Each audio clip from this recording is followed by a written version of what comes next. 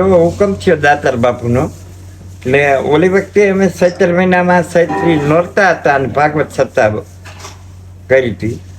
અને ઓણે આ ચૈત્ર મહિનો છે અને આ નવરાત્રિ છે ચૈત્ર મહિનાના, તો બીજે નોરતેથી બીજને દી શિવ પુરાણ ચાલુ થાય.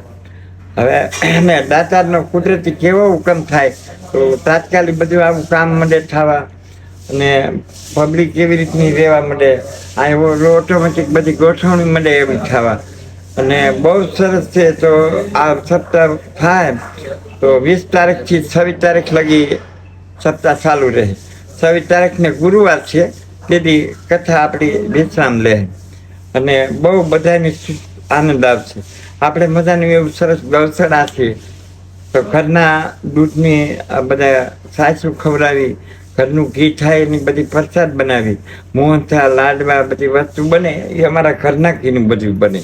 બહુ સરસ થાય, બધા સરસ પૂરું કરે અને સપ્તાહના બધા ભાવિકો સેવકો બહુ લાભ લે છે અને બધાને ખૂબ આનંદ આવે છે. ઓલી વખતે એવું છે.